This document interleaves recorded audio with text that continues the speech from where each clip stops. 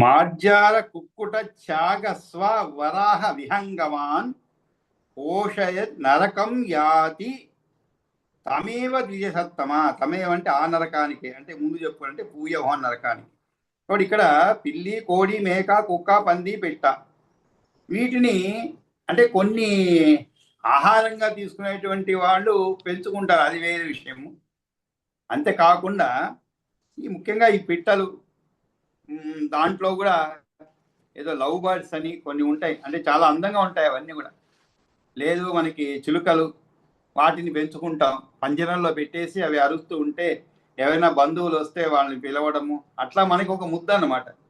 కానీ దీని వెనక వాటికి మనం కలిగించేటువంటి పరతంత్ర స్వాతంత్రం లేకుండా జీవించేలాగా చేస్తున్నారు వాటిని. అది మహాఘోరము, మహాపాపం అనేటువంటిది ఇక్కడ అనమాట. ఏదో మీ ఇంటికి వచ్చి వాలింది అనుకోండి, దానికి ఏదైతే ఆహారం పెట్టడం వేరు, దానికి ముద్దు చేస్తూ దాన్ని పట్టుకొని పంజరంలో బంధించి మీరేమో హాయిగా ఊరంతా తిరిగి వస్తారు పొద్దున్న నుంచి రాత్రి వరకు. మరి ఆ పొద్దున్న నుంచి మీకోసం అది ఎదురు చూస్తూ ఉంటుంది పంజరంలో. ఏదో ఒక మూలలో ఇంత పండో ఏదో పెడతారు, అది తింటూ పడి ఉంటుంది అనమాట. అది ఎంత క్రూరమైనటువంటిదండి. మనం ఏ రోజైనా ఒకరోజు పొద్దున్న లేచి ఒకరోజు ఊరికే ఒక్కరోజు ఎక్కడికి పోలేదు అనుకోండి, ఇంట్లోనే ఉన్నాం మనం పొద్దున్న లేచినప్పటి నుంచి రాత్రి పడుకునేంత వరకు. అలా ఒకరోజు చేస్తేనే మనకి మరుసటి రోజు పొద్దున్న లేవంగానే అసలు ఏదో చిరాగ్గా ఉంటుంది. ఇంకో రోజులో చేయాల్సి వచ్చింది అనుకోండి, పిచ్చి పట్టి పోతుంది. పనున్నా లేకపోయినా కనీసం రెడీ అయిపోయి ఆ వీధి చివరికైనా వెళ్ళొస్తాం ఏదో ఒక సాకుతో. అలా ఉంటుంది. అంటే మనం ఎప్పుడు 4 గోడల మధ్యలో ఉండలేమని. అలాగే పక్షులు కానీ, జంతువులు కానీ, వాటిని మనం అనుకోవచ్చు వాటికి ఏదో మనం రక్షణ కల్పిస్తున్నాము ఇతరమైన శత్రువుల నుంచి అని, కానీ అది తప్పు అని. వాటి రక్షణ వాటి దేవుడు చూసుకుంటాడు. వాటికి మనం రక్షణ కల్పించాల్సిన అవసరమే లేదు. వాటికి అన్నిటికీ తెలుసు ఎలా రక్షణ. జింక చూడండి ఎంత వేగంగా పరిగెత్తగలుగుతుందండి. అంత సులభంగా దొరుకుతుందా? పుల్ల దగ్గర కానీ ఎక్కడైనా దొరకదు.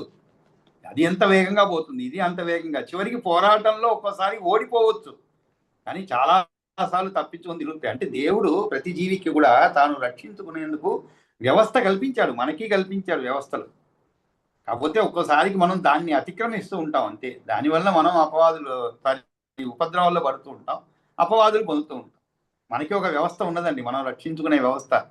మన కారులో పోతున్నా ఎక్కడ పోతున్నా కూడా మనం ఒక వ్యవస్థ లోపల డ్రైవ్ చేసుకొని జాగ్రత్తగా పోతూ ఉంటే, ఎదుటివాడు జాగ్రత్తగా ఉంటే హాయిగా మనం ఇల్లు చేరొచ్చు.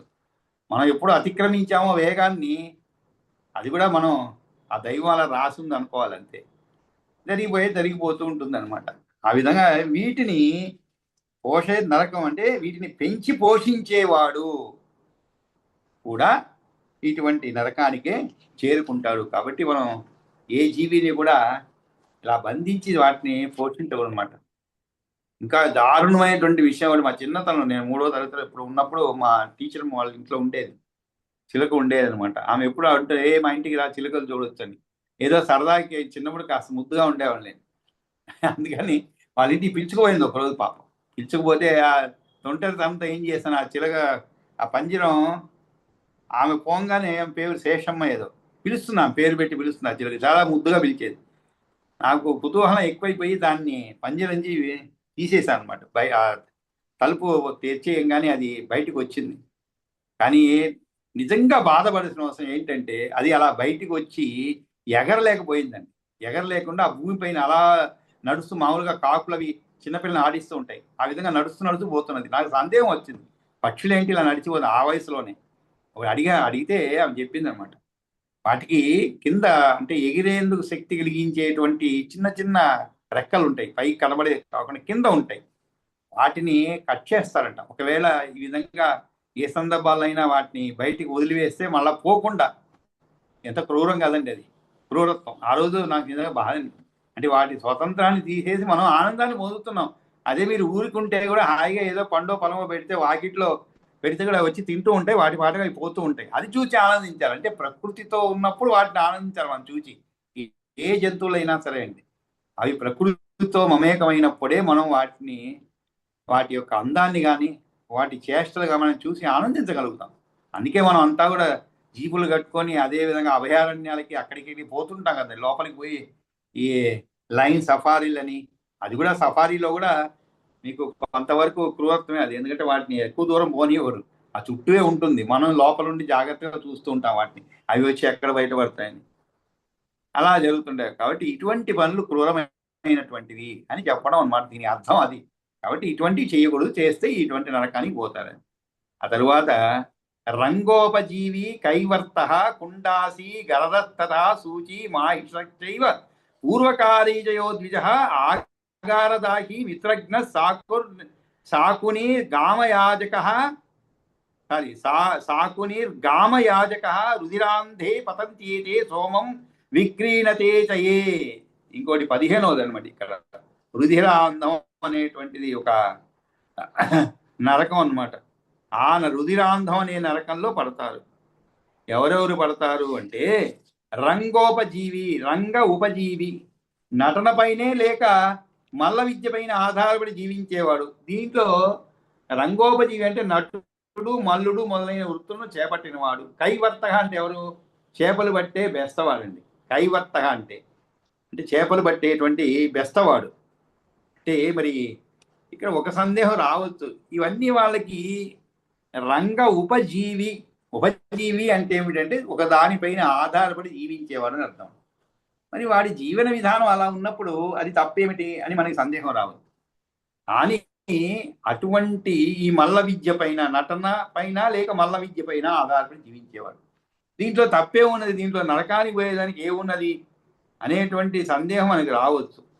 కానీ మనం ఎంచుకున్నటువంటి, అంటే అది ఏదో వంశపారంగా వస్తుంటాయి కొన్ని రంగస్థల నటులు, కొంతమంది వాళ్ళ తల్లిదండ్రుల నుంచి తాతల నుంచి వస్తుంటే వాళ్ళు అది అలాగే కంటిన్యూ చేస్తుంటారు, దాంట్లో తప్పులేదు. కానీ ఇక్కడ ఈ మల్ల విద్య పైన ఆధారపడి జీవించేవాళ్ళండి. మల్ల విద్య పైన చేసే తప్పే ఉందండి.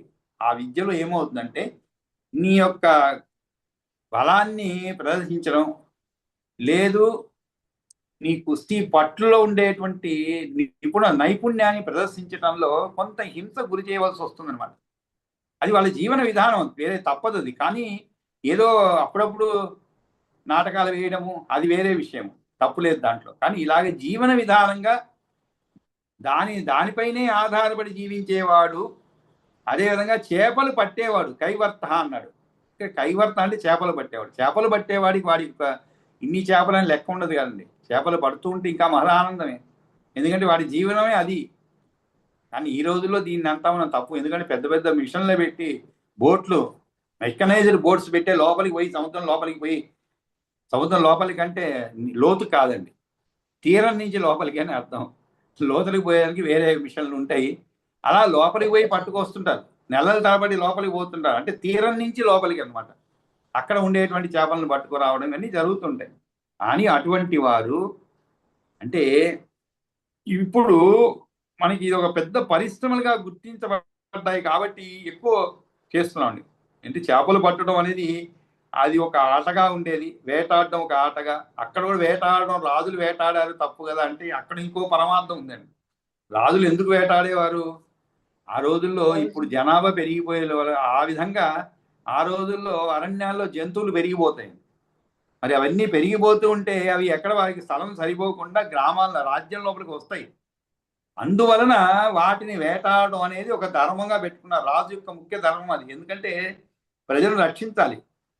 ఇప్పుడు మనం చూస్తూనే ఉన్నాం కదండి, ఈ మధ్యకాలంలో రాజమండ్రివరంలో ఒక పెద్ద పులి అల్లకల్లోలం చేసింది. సరే ఎలాగో పట్టుకున్నారు, దాన్ని చంపలేదు అనుకోండి, పట్టుకొని ఎక్కడో వదిలేస్తారు. అది అటు ఇటు చేరి చివరికి అన్నవరం దగ్గర తేలింది. మళ్ళా అవి రాత్రులు తిరుగుతూనే ఉంటాయి కదండి, అది పట్టుకునే చాలా కష్టపడ్డారు కానీ చివరికి పట్టుకున్నారు. ఇప్పుడు మళ్ళీ అన్నవరం ఆ చుట్టుపక్కల ఎక్కడో తిరుగుతున్నది. అది ఎక్కడి నుంచో నెమ్మదిగా నీళ్లను దాటుకొని నదులను, అంటే ఈ పోలవరం ప్రాజెక్టు నుంచి అక్కడ దాటుకొని లోపల ప్రవేశించి అన్నమాట. అది ఇక నెమ్మదిగా తిరుగుతుంది, ఏ పశువునో తింటూ. ఆ విధంగా అలా వచ్చినప్పుడు వాడిని వేటాడడం అనేది తప్పులేదు. అందుకే పూర్వం రాజులు ఏం చేశారు, అవి లోపలికి వచ్చేదానికి ముందే వీళ్ళే పోయేవాళ్ళు వేటను. అది ఒక ఆట. అంతేకాదు, వేటాడడం అనేది ఒక ఆటగా, ప్లస్ ఈ విధంగా వాటి వల్ల జరిగే, అంతేకాదండి, అరణ్యాల్లో ఋషులు వీళ్ళందరూ ఉంటారు, వాళ్ళకి అనేకమైన ఇబ్బందులు కలుగుతూ ఉంటాయి. వాటిని వన్య మృగాల నుంచి రక్షణ కల్పించటం, ఇవన్నీ కూడా పరమార్థం వీళ్ళు వేటాడటంలో. అంతేగాని ఊరికే ఏదో తమాషాగా వేటాడడం, కొంతమంది బాలీవుడ్ స్టార్లు వాళ్ళందరూ కూడా ఏదో వేట కోసం పోవడం, అంటే నిషేధించబడినటువంటి జంతువులో వేటాడడం, అవన్నీ తప్పన్నమాట. కాబట్టి ఇక్కడ చేపలు పట్టేవాడు ఉపపత్తి. అంతేకాదు, కుండాసి అని కైవర్తగా కుండాసి గరద తథా. ఇక్కడ కైవర్త అంటే చేపలు పట్టేవాడు, కుండ ఆసి అన్నారండి. కుండ అసి అంటే ఇక్కడ ఉపపత్తి వల్ల కలిగే కుండుడు అనే సంతానం ద్వారా బతికేవాడు అని చెప్పబడింది. అంటే ఏమిటి? తన భర్త ఉండగా వేరే యొక్క పురుషునితో సంగమించగా పుట్టిన పిల్లవాడు కుండు అనబడతాడు. బాగా అర్థం చేసుకోండి. కుండు అంటే ఎవరు? ఇక్కడ కుండ ఆసి అని చెప్పబడింది. కుండాసి అంటే ఇక్కడ అటువంటి కుమారుడు పైన ఆధారపడి జీవించేటువంటి వాడు అని అర్థం. ఎటువంటి కుమారుడు? కుండు అంటే తన భర్త ఉండగా వేరే యొక్క పురుషునితో సంగమించగా పుట్టిన పిల్లవాడు కుండు.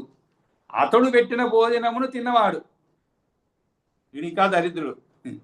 అంటే తనకు పుట్టిన కుమారుడు కాదు, వేరే తన భార్యకు వేరే పురుషుని వల్ల పుట్టినటువంటి సంతానం పైన ఆధారపడి జీవించేటువంటి వాడు. దానికంటే అసలు ఇంకా ఎక్కడో నరకం అవసరం లేదు కదండి, ఇక్కడే అనుభవిస్తాడు నరకం. అటువంటి వాడిని కుండాసి అంటారు. సంస్కృతంలో చాలా పదాలు ఆశ్చర్యంగా, అంటే అసలు వాటికి అర్థాలు చూస్తే చాలా విచిత్రంగా ఉంటాయి అన్నమాట. అంటే ప్రతిదానికండి మీకు ఈ భూ ప్రపంచంలో ఉన్నటువంటి ఏ పదానికైనా మీకు సంస్కృతంలో ఒక దానికి సరి అయినటువంటి పదము, దానికి సరి అయినటువంటి అర్థము, అది కూడా ఆ అర్థం ఎలా వచ్చింది ఆ పదం అనే దానికి వివరణ చూశారంటే అమర కోసం అని ఎప్పుడైనా ఇంతకుముందు 2-3 సార్లు చెప్పాను మీకు. అమర కోసం అని ఇక్కడ తీసి పెట్టుకోండి ఒకటి. ఎందుకంటే మనం సంస్కృతం నేర్చుకుంటున్నాము. సంస్కృతం నేర్చుకున్న వాళ్ళు ప్రతి ఒక్కరు కూడా చూడవలసిన గ్రంథం ఉంటుంది అమర కోసం అని. చాలా వివరణగా ఉంటుందండి. ఆ పదం ఎలా ఉత్పత్తి అయినది చూస్తే చాలా. మేష అనేటువంటి పదం ఉంటుంది. మేషం అంటే మన మేష రాశిలో ఉంది కదా, అంటే ఏమిటి? పోత అనమాట, అంటే మేకపోత. ఇవి నిన్న ఏదో సందర్భం వచ్చి ఈ మేక అనే దాని సందర్భం వచ్చినప్పుడు చూసామంట. దానికి ఎలా ఉత్పత్తి అంట, ఎలా ఉత్పత్తి ఏంటంటే పదము మేష మేంట అంటే కొట్లాడుకోవటం. అంటే మీరు చూసారంటే మేకలు లేచి లేచి ఇలా నిలబడి 2 కాళ్ళ వెనక కాళ్ళపై నిలబడి ఊరికే కొట్టుకుంటూ ఉంటాయి తలలు. అక్కడి నుంచి వచ్చిందంట పదం మేష అనేటువంటి పదం. ఎంత ఆశ్చర్యకరం చూడండి. అంటే వాళ్ళు ఎంత నిశితంగా పరిశీలించి ఆ పదాన్ని కనిపెట్టారు. అలా ప్రతి పదం అమర కోసం చూసారంటే చాలా ఆశ్చర్యమైన అర్థాలు ఉంటాయి.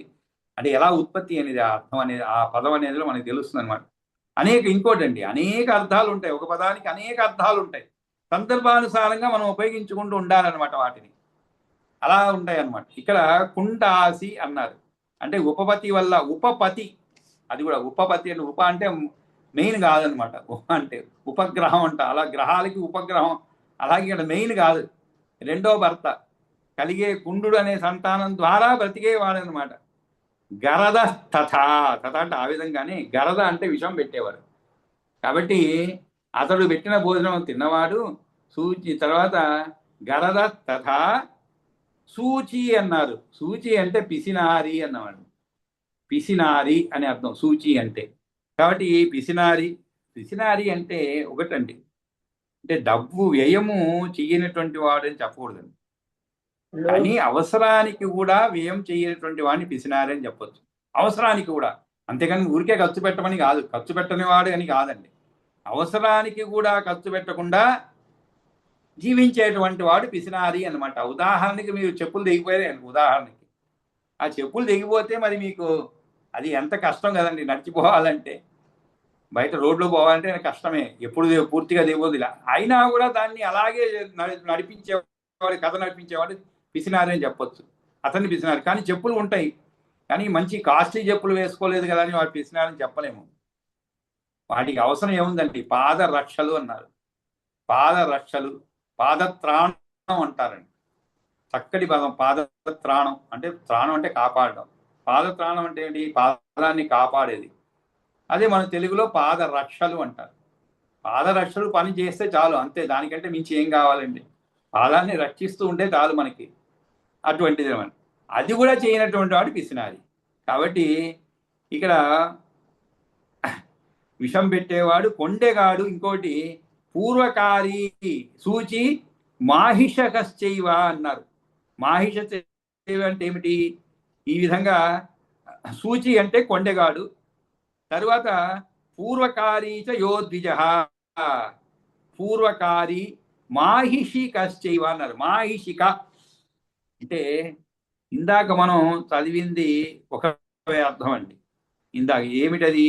పుండాసి అని చదువుకున్నాం. ఇక్కడ మాహిషిక ఇంకోటి అర్థం ఉందండి. సూచి అంటే పిసినారి కాకుండా కొండెగాడు కూడా అర్థం ఉందండి. రెండో అర్థం కొండెగాడు అంటే కొండెలు చెప్పడం, అంటే వాళ్ళపైన పితూరులు చెప్పడం అంటుంటాం మనం. పితూరులు అంటే ఏమిటి?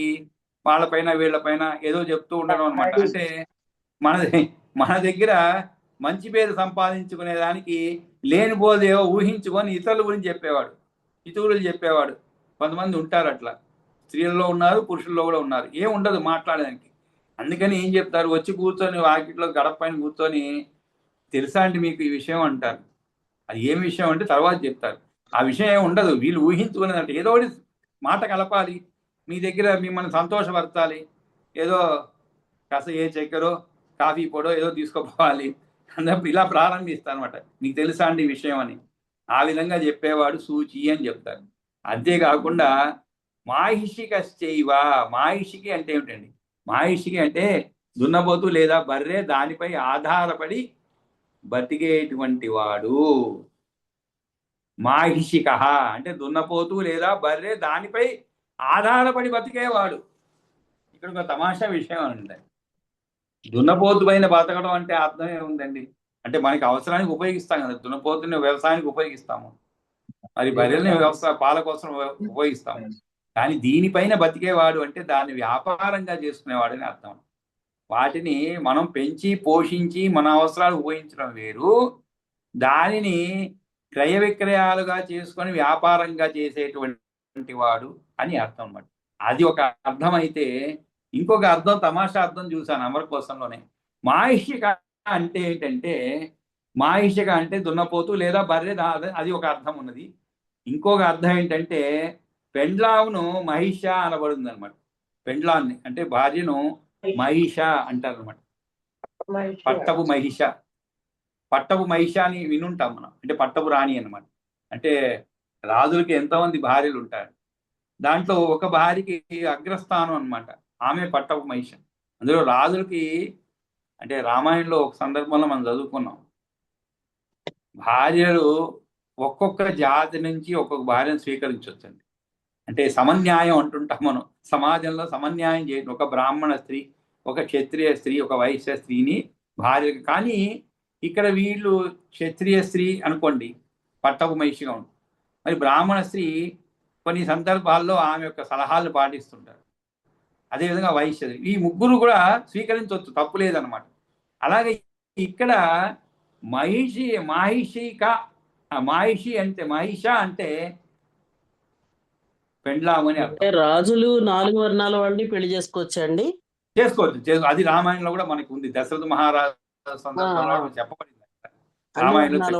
చేసుకోవచ్చు, దాంట్లో తప్పు లేదు. అంటే బహుభార్యత్వం అనేది ఆ రోజుల్లో, బహుభర్తృత్వం లేదండి ఆ రోజుల్లో. బహుభర్తృత్వం వల్ల నేను అడిగేది ఏంటంటే రాజులనే చేసుకోక్కర్లేదు, లేదు, అట్లేం లేదండి. అదే రాజులు అంటే మీరు అన్నది క్షత్రియ రాజు అయితే క్షత్రియ స్త్రీనే చేసుకోవాలి, అటువంటిది లేదు. అందుకనే వాళ్ళు వివిధ వర్ణాల నుంచి కూడా తీసుకున్నటువంటి సందర్భాలు ఉన్నాయి.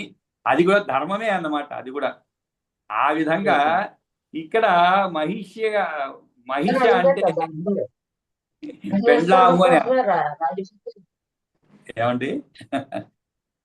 ఇక్కడ మహిష అంటే పెండ్లాము అని అర్థం అండి. స్త్రీ అని అంటే భార్య అని అర్థం. ఇక్కడ మనకి ఒక పదం ఉపయోగించి మాహిషిక అన్నారు. మాహిషిక అంటే భార్య, ఆమె వ్యభిచారం చేసి ధనాన్ని సంపాదించితే ఎంత క్రూరమైనటువంటి విషయం చూడండి.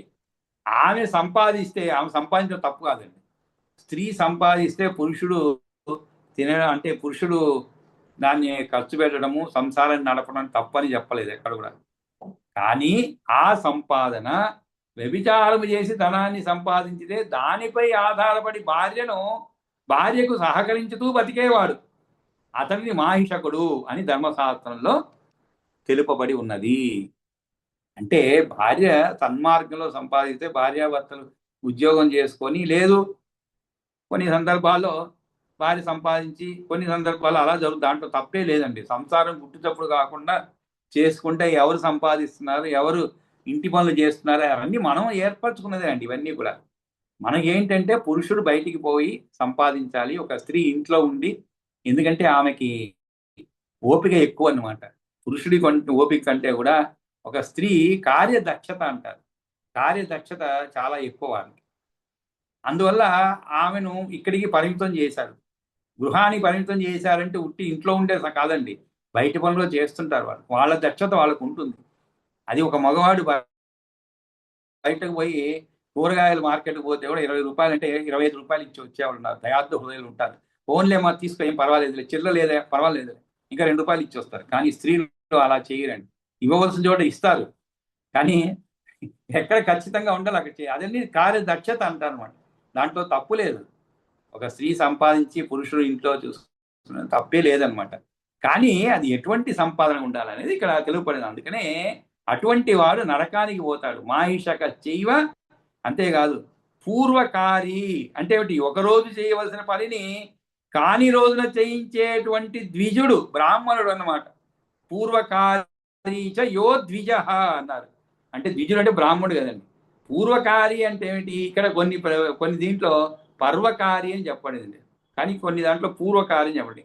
అంటే పర్వకారి అంటే ఏమిటి? ధనము మొదలగు వానిపై ఆశతో పర్వదినము కాకపోయినా అమావాస్య పూర్ణిమ వంటి దినంలో చేయవలసిన కర్మలను చేయించేవాడు పర్వగామి అని పాఠమైనట్లయితే, పర్వములు అంటే అష్టమి, చతుర్దశి, పూర్ణిమ, అమావాస్య, సూర్యుని సంక్రమం, వీటి యందు స్త్రీతో సంగము చేసేవాడు అనేటువంటి అర్థం కూడా ఉందన్నమాట. పూర్వకారి అంటే ఏమిటి? ఒకరోజు ముందుగానే చేసేటువంటి వాడు, అంటే ఒకరోజు చేయవలసిన పని కాని రోజు చేయించే ద్విజుడు అని అర్థం. అదే కొన్ని పుస్తకాల్లో పూర్వకారి కాకుండా పర్వకారి అని ఉంది. పర్వం అంటే పండుగ అని అర్థం. అంటే పర్వకారి అంటే ఏమిటి? ధనము మొదలగు వానిపై ఆశతో పర్వదినము కాకపోయినా అమావాస్య పూర్ణం వంటి దినంలో చేయవలసిన కర్మలు చేయించేవాడు. ఇక్కడ అమావాస్య పూర్ణమి అనేది కూడా చాలా గొప్ప విషయం అండి. అమావాస్య కొంతమంది ఏం చేస్తుంటారంటే, సందర్భం చెప్తున్నాను. ఈరోజు అమావాస్య మిగులు ఉంటుంది అనుకోండి. ఉదాహరణకి నిన్న మనకి ఉగాది జరిగింది కదా, ఉగాది పండుగ జరిగింది కదా. ఉగాది పొద్దున్న వరకు కూడా మనకి, అంటే నిన్న పాడ్యమి, చైత్రమాసం పాడ్యమి రాకముందు కూడా అమావాస్య ఉండింది కొంత సమయం వరకు. కొంతమంది అమావాస్య తర్పణాలు కానీ అవన్నీ కూడా ఏ రోజు అమావాస్య ప్రవేశిస్తుందో ఆ రోజు చేస్తారు. కొంతమంది మరుసటి రోజు, అంటే మిగులు అంటాం, అంటే ఏ రోజు అయిపోతుందో, మరి ఆ రోజు 12 గంటలకు పైన ఉందా లేదా అని కాదండి, ఆ రోజు అయిపోతుందో ఆ రోజు చేస్తుంటారు అమావాస్య తర్పణాది కార్యక్రమాలు చేసేవాళ్ళు. కొంతమంది బ్రాహ్మణులు ఉంటారు, ఏదో ఒక 10-15 కేసులు తగిలింది అనుకోండి. కేసులు అంటే 10-15 మంది దగ్గర చేయించాలి. అందులో వాళ్ళందరూ ఒక చోటుకు వచ్చి చేయించుకునేవారు కాదు, వీనే పోవాలి వాళ్ళ ఇళ్ళకి. ఎందుకంటే ఎక్కువ దక్షిణ ఇస్తారు. దక్షిణ ఎక్కువ ఇస్తే ఇంటికే పోయి చేస్తారు అనమాట. లేదు, వీళ్ళందరూ ఒక చోట కూర్చొని ఉంటే, ఏ తీర్థ స్థలాలను ఎక్కడో కూర్చొని ఉంటే అందరూ అక్కడ వచ్చి వరుసగా కూర్చోబెట్టి చేయిస్తారు. సమయాభావం వల్ల ఏం చేస్తారు? అమావాస్య రాకముందో లేదు అమావాస్య వెళ్ళిపోయిన తర్వాతనో చేయిస్తారు చూడండి. అటువంటిది మహా తప్పు అన్నమాట అది. ఆ విధంగా అమావాస్య పూర్ణిమ వంటి దినముల్లో చేయవలసిన కర్మను చేయించేవాడు, అది ఒకటి అన్నమాట. అట్లా చేయించేది మహాఘోరం, పర్వకారి అంటారు. అసలు ఈ మధ్య కాలంలో ఇక్కడ కాదు, పెద్ద పెద్ద సిటీస్లో ఎలా అయిపోయిందంటే అండి, అంటే చేయించే వాళ్ళు అలాగే ఒకరోజు సెలవు దొరకదు. మామూలుగా అపర కర్మలన్నీ కూడా ఎప్పుడు చేస్తారండి? మధ్యాహ్నం పైన చేస్తారు, అంటే 12 తర్వాత. కానీ ఈ మధ్య చూశాను, ఒక ఇంట్లో పోయాను, అనుకోకుండా పోవడం జరిగింది. 10 గంటలకు ఇంత అయిపోయిందండి. కార్యక్రమం అయిపోయి భోజనాలు చేసుకొని, ఈయన షర్టు ప్యాంట్ వేసుకొని శుభ్రంగా లంచ్ బ్యాగ్ తీసుకొని, ఆ లంచ్ బ్యాగ్ అంటే ఆ రోజు పొద్దున్నే భోజనం అయిపోయింది కాబట్టి ఏదో స్నాక్స్ పెట్టుకొని శుభ్రంగా ఆఫీస్కి వెళ్ళిపోయారు. ఆ వచ్చిన పంతులు కూడా సరే ఈయనకి ఇక్కడ చేయించేసి 12 గంటల పైన ఇంకోటి పెట్టుకున్నాడు, అక్కడికి వెళ్ళిపోయాడు ఆయన. ఏమీ అసలు కార్యక్రమం జరిగినట్లే ఉండదు ఇంట్లో. సిటీ మరి ఏం చేస్తారు? దొరికేదే ఎక్కువ చేయించేదానికి, సమయం లేదు. దీనికోసం సెలవు అడిగితే కొంతమంది అబ్రాహ్మణులు ఉంటారండి, పై అధికారులు. తప్పుగా చెప్పడం లేదు, ఇవన్నీ కొన్ని అనుభవించి చెప్తున్నాను అనమాట. అబ్రాహ్మణులు ఉంటారు, వాళ్ళకి ఇవన్నీ పట్టవు. ఏమయ్యా ఈరోజు చేయకపోతే రేపు చేస్తే ఏమవుతుంది అనేటువంటి ఉన్నారండి. మా ఇంట్లో తిథి అండి అంటే, తిథి ఏముందయ్యా మళ్ళా వస్తుంది రేపు చేసుకునే వాళ్ళు ఉన్నారు కొంతమంది. కాబట్టి జాబ్ క్యాలెండర్ లాగా మనం ఒక క్యాలెండర్ ముందే ఇచ్చేయాలి, ఆయనకి లీవులు బలాన్ రోజు బలాన్ రోజు బలాన్ రోజు అని ఇచ్చేయాలి. అటువంటి సందర్భాలు ఉన్నాయన్నమాట. వాళ్ళకి ఈ ధర్మం వీటిపైన ఆచారాలపైన నమ్మకాలు ఉండవు. ఏదో మనం ఎందుకు పుట్టాము, జీవితం అనుభవించేదానికి పుట్టాము, సంపాదించు అనుభవించి పోతూ ఉండు అంతే, ఇవన్నీ ఎందుకే అనేవాళ్ళు ఉంటారు. అలా చేయిస్తే నీకు సెలవు ఇవ్వకుండా ముందు రోజే చేసుకోమనే వాళ్ళు కూడా పాపులే. ఈ లెక్కను పరిగణిస్తే వాళ్ళు పాపులే. ధర్మాన్ని గౌరవించవలసిన వాడు గౌరవించకపోతే కూడా పాపే. మనకి కొంత తగులుతుంది, ఆ ధర్మాన్ని సరిగా పాటించగలను, కానీ ఆ పాటించేందుకు నిరాకరించిన వాడికి కూడా పాపమే అండి. కాబట్టి ఆ విధంగా పూర్వకారి లేదు పర్వకారి అని కూడా ఉందన్నమాట. కాబట్టి పర్వగామి ఇంకో చోట పర్వములు అంటే ఏమిటి, అష్టమి చతుర్దశి పూర్ణిమ అమావాస్య సూర్యుని సంక్రమణము వీటి యందు స్త్రీతో సంగమము చేసేవాడు కూడా అని అర్థం. అది కూడా మహాపాపం అని ధర్మశాస్త్రంలో అన్నిటికీ సమయాలు చెప్పారండి. ప్రతిదానికి కూడా ఈ సమయంలో ఈ సమయం ఇది చేయాలని చెప్పారు, దాని ప్రకారం చేయాలి. అది ఏదైనా కూడా మనం తప్పిదం జరిగితే అది పాపము అనేటువంటి దీంట్లో విషయం గ్రహించాలన్నమాట. ఆ తరువాత ఆగార దాహి అంటే ఏమిటి, కొంపకు నిప్పు పెట్టేవాడు. ఆగార దాహి మిత్రజ్ఞ, మిత్రులను చంపువాడు. పాపం మిత్రులే కానీ చంపేస్తుంటారు. ఎందుకు, ఏదో చిన్న తేడా వచ్చి ఉంటుంది అనమాట, మాట పట్టింపులు ఏదో ఉంటాయి, దాని వలన కూడా చంపేటువంటి వాడు. మిత్రులను చంపువాడు అంటే శత్రువులను చంపడంలో తప్పులేదు కదండి, వాడు శత్రువు కాబట్టి మిత్రులను చంపడం పాపము. శత్రువు అయినప్పుడు మరి అవశ్యమైనప్పుడు చంపండి, అక్కడ కూడా ఎల్లవేళ చంపడానికి ప్రయత్నించకూడదు. అవసరం అయితేనే, నిజంగా అతను ప్రాణాలు హరించాలి అనుకుంటేనే హరించాలి, అంతవరకు ఓపికతో వేచి ఉండాల్సిందే అన్నమాట. తరువాత శకునం చెప్పేవాడు, గ్రామ పురోహితుడు, ఆగారదాహి మిత్రజ్ఞ సాకుని గ్రామ యాజక. సాకుని గ్రామ యాజక అంటే గ్రామ పురోహితుడు, యజ్ఞంలో ఉపకరించే సోమం అమ్మేవాడు. యజ్ఞంలో రుధిరాంధే పతంతి ఏతే సోమం విక్రీడతే చయే. సోమం అంటే ఏమిటండి, అదొక జ్యూస్ లాంటిది అనమాట, ఒక వేరు నుంచి తీసేటువంటిది. అది యజ్ఞ ఆగాదుల్లో ఉపయోగిస్తారనమాట. దాంట్లో యజ్ఞంలో ఉపకరించేటువంటి సోమం అమ్మేవాడు అంటే ఏమిటి, అవి అమ్మకూడనటువంటిది అనమాట. ఉదాహరణకి దర్భలు ఉన్నాయనుకోండి, ఉదాహరణకి దర్భలు మనకు అన్ని రకాలుగా ఉపయోగపడుతూ ఉంటాయి అనేక సందర్భాలు. మరి పంతులు గారి దగ్గర పోయి మీరు 4 దర్భాలు అడగండి, మీ ఇంట్లో ఏదో కార్యం మీరే చేసుకుంటున్నారు, మామూలుగా ఏదో తర్పణం వదలాలి, మీరు దురదృష్టవశాత్తు అయిపోయింది, మీకు తెలిసిన పురోహిత దగ్గర పోయి దర్భాలు అడగండి, ఊరికే ఇవ్వరండి, ఊరికే ఇవ్వరు వాళ్ళు కూడా. ఎందుకంటే ఇంకా ఏదో చెప్తారు, మేము చాలా కష్టపడి కాశీ నుంచి తెప్పించుకున్నామండి అంటారు. దర్భలు కాశీ నుంచి తెప్పించుకున్నాం అంటారు, ఎక్కడో దగ్గరలో తెస్తారు. ఇది సరి అయిందే, దర్భలు అన్ని చోట్ల దొరకవు, అన్ని చోట్ల అవి పెంచుకోలేవు అనమాట దర్భల్ని, కానీ దాన్ని కూడా అమ్ముకునేటువంటి వాడు. ఇవన్నీ కూడా పాపకర్మలు అనమాట.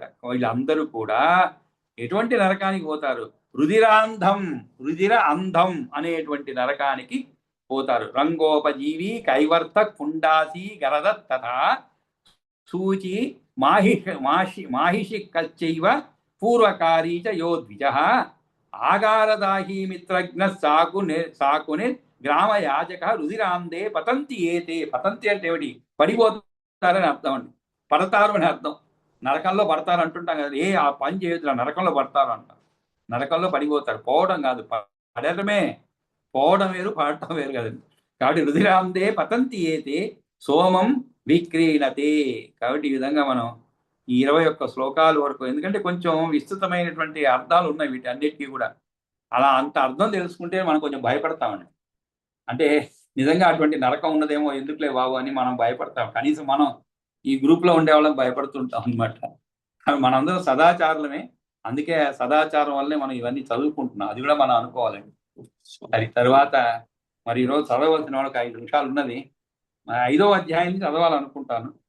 ప్రారంభించండి. విస్తారయేష కథిత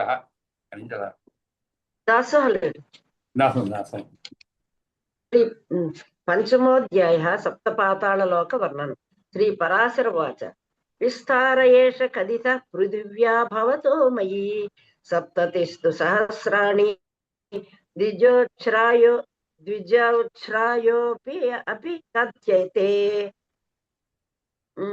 दशसहस्रमेकैकं पाताళం मुनिसत्तम अतलं वितलं चैव नितलं च गभस्तिमत् महाख्यं सुतलं चाग्र्यम् अग्र्यं पाताళం चापि सप्तमम् शुक्लकृष्णारुणाः पीताः शर्करा शैलकाञ्चनाः भूमयो यत्र मैत्रेय वरप्रसादमण्डिताः तेषु दानवदैतेयाः यक्षा च तथा शतशः तदा निवसन्ति महानागा जातयश्च महामुने स्वर्लोकादपि रम्याणि पाताళాनीति नारदः प्राह स्वर्गसदां मध्ये पाताళाभ्यागतो दिवि आह्लादकारिणः शुभ्राः मणयो यत्र सुप्रभाः नागाभरणभूषासु पाताళం केन तत्समम् दैत्यदानवकन्याभिः इतच्चेतश्च शोभिते पाताళे कस्य न प्रीतिः विमुक्तस्यापि जायते दिवार्करश्मयो यत्र प्रभां तस्वन्ति न आतपम् शशिरश्मिः न शीताय निषिद्योताय केवलम् भक्ष्यभोज्यमहापाना उदितैरपि भोगिभिः यत्र न ज्ञायते कालो ततो अपि धनुजादिभिः वनानि नद्यो रम्याणि सरांसि कमलाकराः पुंसकोकिलाभिलापाश्च मनोज्ञान्यम्बराणि च भूषणानि अतिरम्याणि गन्धाढ्यं चानुलेपनम् वीणा वेणुमृदङ्गानां स्वनातूर्याणि च दिजा एति अन्यानि च उदार भाग्यभोग्यानि दानवैः दैत्य उरगैः च भोज्यन्ते पाताళान्तरगोचरैः पाताళानामधश्चेस्ते विष्णुयातामसि तनुः शेषाख्या तद्गुणान् वक्तुं न शक्ता दैत्यदानवाः यो अनन्तः पठ्यते सिद्धैः देवो देवर्षि पूजितः स सहस्रशिराः व्यक्त स्वस्तिकामलभूषणः फणाफणिसहस्रेण स विद्योतयन् दिशः सर्वान् करोति निर्वीर्यान् हिताय जगतोऽसुरान् मदाघूर्णित नेत्रोऽसौ यः सदैव एककुण्डलः किरीटी श्रद्धरो भाति साग्निः श्वेतविवाचलः नीलवासा मद उद्रिक्तः श्वेतहारोपशोभितः स अभ्रगङ्गा सौ कैलासाद्रिरिवापरः असौ स अभ्रगङ्गापाहो असौ शैलासाद्रिरिवापरः लाङ्गलासक्तहस्ताग्रो बिभ्रत्मुसलमुत्तमम् उपास्यते स्वयं कान्त्या यो वारुण्या च मूर्तया कल्पान्ते यस्य वक्त्रेभ्यो विशानलशिखोज्ज्वलः सङ्कर्षणात्मको रुद्रो निष्क्रम्याति जगत्त्रयम् तभिभ्रच्छेखरीभूत अशेषं क्षितिमण्डलम् आस्ते पाताళमूलस्थः शेषो अशेषसुरार्चितौ तस्य वीर्यं प्रभावस्य स्वरूपं रूपमेव च न हि वर्णयितुं शक्यं ज्ञातुं वा त्रिदशैरपि यस्तैषा सकला पृथ्वी फणाफणिशिखारुणा आस्ते कुसुममालेव कस्तद्वीर्यं वदिष्यति यदा विजृम्भन्ते अनन्तो మదాఘ్నోర్నితమదాఘూర్ణితలోచనः తదా చలతి భూరేష స అద్రితోయ సకానన గంధర్వ అప్సరస సిద్ధాః కిన్నర ఊరగచారణాః నాంతం గుణానాం గచ్చంతి తేనానంతో యమవ్యయః అయమవ్యయః యస్య నాగవధూహస్తైః లంబి హరిచందనం ముహుర్షా స అనిలాపాస్తం యాతి దిక్షూదవాసతాం యమారాజ్య పురాణర్షిః గర్గో జ్యోతింష్య తత్వతః జ్ఞాతవాన్ సకలం చైవ నిమిత్త ఫలితం ఫలం తేన యేయం నాగవర్యేణ శిరసాం విధృతామహి బిభర్తి మాలాం లోకానాం సదేవాసురమానుషం తేనేయం నాగవర్యేణ శిరసా విధృతామహి బిభర్తి మాలాం లోకానాం సదేవాసురమానుషం చార్షే శ్రీ పరాశర ముని విరచితే పురాణరత్నే శ్రీ విష్ణుపరత్వ నిర్ణాయకే శ్రీమద్ విష్ణు పురాణే ద్వితీయాంశే పంచమోధ్యాయః. పక్కా చదివారండి. ఇక్కడ మొదటి శ్లోకంలో విస్తారయేష కథితః పృథివ్యా భవతో మయ అని ఉండాలి. మయి అన్నారు మీరు. మయి అర్థం మారిపోతుంది. మయి అంటే నా యందు అని అర్థం. మయ అంటే నా చేత. పృథివ్యా భవతో మయ అంటే నా చేత ఈ యొక్క పృథివీ యొక్క విస్తీర్ణత గురించి నీకు వివరించబడింది అని అర్థం. కాబట్టి భవతో మయా అని ఉండాలి. మీరు మయి అని చదివారు, మయా అని ఉండాలి. తర్వాత 4వ శ్లోకము తేషు దానవదైతేయ యచ్చాచ శతసః తథా నివసంతి. ఇక చదివేడు అంటే చదివారు కరెక్ట్ గాని కొంచెం అర్థవంతంగా చదవాలంటే నివసంతి మహానాగజాతయశ్చ అంటే మహానాగ జాతులు అని అర్థం. మీరు చదివేటప్పుడు నివసంతి మహానాగ జాతయశ్చ అన్నారు. అంటే అది రెండుగా అర్థం వస్తుందన్నమాట. అంటే మహానాగులు జాతులు అని అట్లా కాదు. మహానాగ జాతయశ్చ మహాముని అంటే మహానాగులులో జాతులు అనేటువంటి అర్థం. అంటే మహానాగ జాతులు అనేటువంటి ఒకే పదంగా మనం చదువుకుంటే అర్థం కరెక్ట్గా స్ఫురిస్తుంది అన్నమాట. తర్వాత 17వ శ్లోకంలో నీలవాస మదోసిక్త శ్వేత హారోప శోభిత సాబ్రగంగా ప్రవాహో అసౌ కైలాసాద్రివ ఉన్నత అని ఉండాలి. మీరు ఏదో చదువుతున్నారు అక్కడ ఉన్నత అని ఉండాలి. కైలాస అద్రి ఇవ ఉన్నత అంటే కైలాస పర్వతంలా ఎత్తైన ఉన్నత కైలాస పర్వతంలా అక్కడ ఉన్నత అంటే ఉన్నత కైలాస పర్వతంలా వెలిగిపోతూ ఉంటాడు. ఈ 3 తప్ప చాలా చక్కగా చదివారు. ఎక్కడ దోషం ఉండేదో. సరే, సమయం కూడా అయిపోవచ్చింది. మనం మంగళం పాడుతున్నాం.